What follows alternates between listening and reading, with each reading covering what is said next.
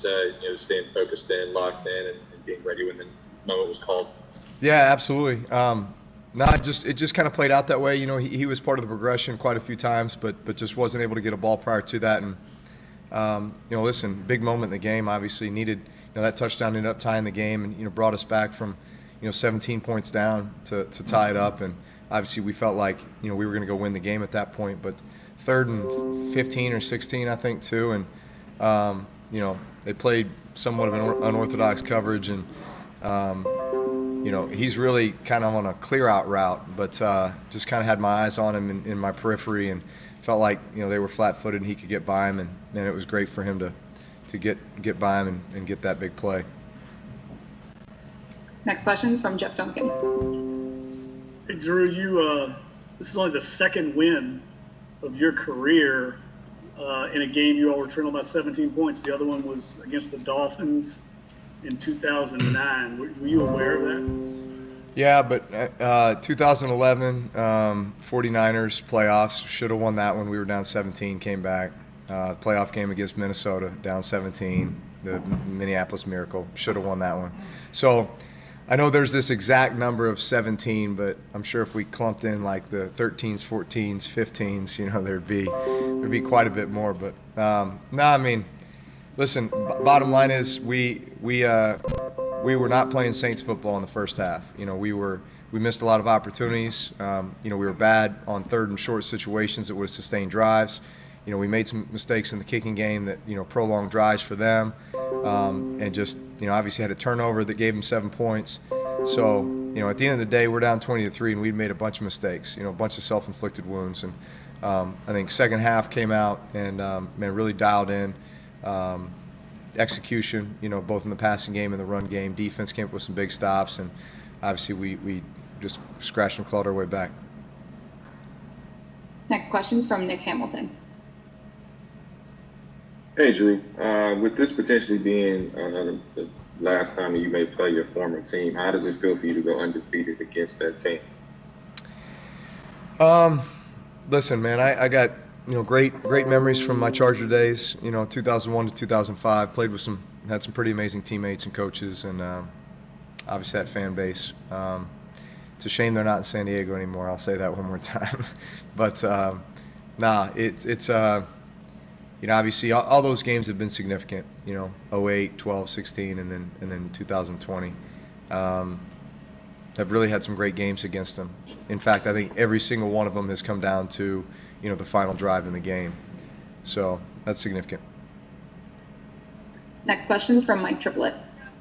Hey, Drew, after coming back from 14-0 last week and 20-3 this week, I suppose you could go glass half full or glass half empty. What is your take on this team as you head into the bye at 3-2? Is this an underachieving team, or do you feel good about where you guys are after those 2 wins?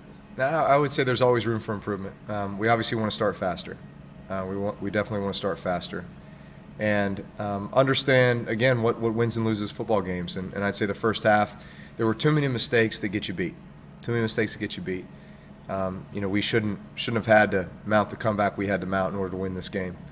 But at the end of the day, these are growing experiences. These are learning experiences. We do have some guys that are continuing to grow and develop, into certain roles. I'm really encouraged by the way that Callaway played tonight, special teams and on offense. He did a phenomenal job.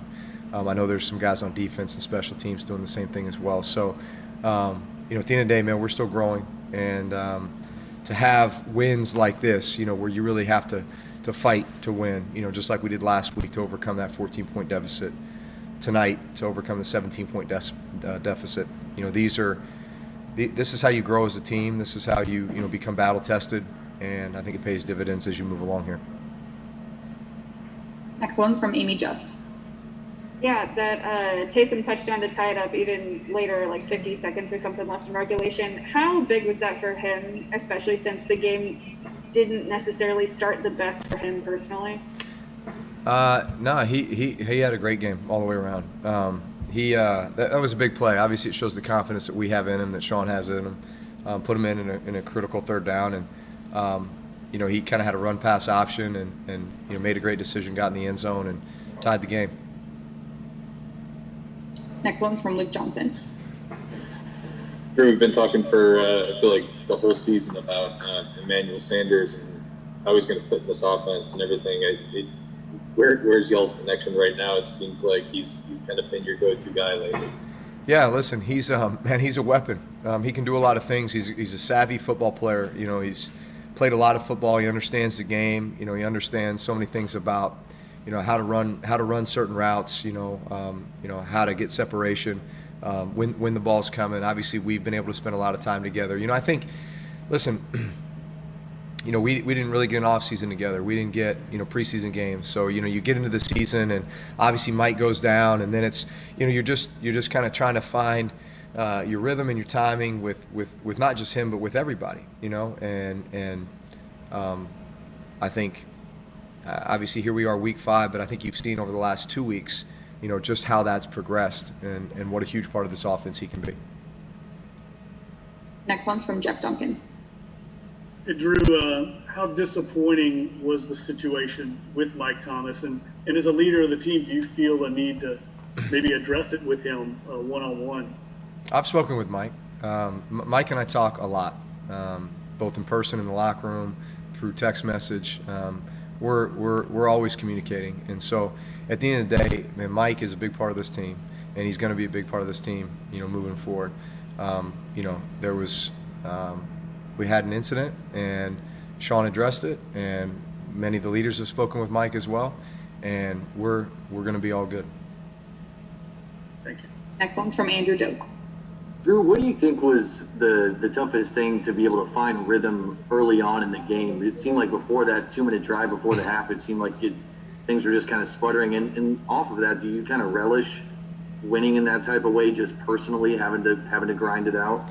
Yeah, listen, these are growth experiences. I mean, it's certainly nice if you could just go out and, you know, score a bunch of points in the first half and then just cruise to victory. But, you know, as we know in this league, man, you gotta fight it out to the very end. I mean, this is the way most games, you know, finish, you know, with the final possession. Now, most games you don't get in a 20-3 hole, you know, based on just, you know, mistakes and not playing, you know, really great football in all 3 phases for the first half of the game. But again, these are the tests though that I do feel like, man, really bring a team together and, you know, give you confidence and give you momentum and really kind of shape you and certainly give you confidence moving forward in the future. You know, because, you know, we're gonna have plenty of games that are coming down to the end, and we know if we can put ourselves in a position to win, man, we know how to do that. Next one's from Rod Walker. Hey, Drew, it seems like we ask you about Alvin every week, but what did you kind of see on that catch he made on the sideline? Man, it was a great catch. It was a great catch. And just felt one-on-one and put it up and give him an opportunity. And obviously he jumped up and made a great play.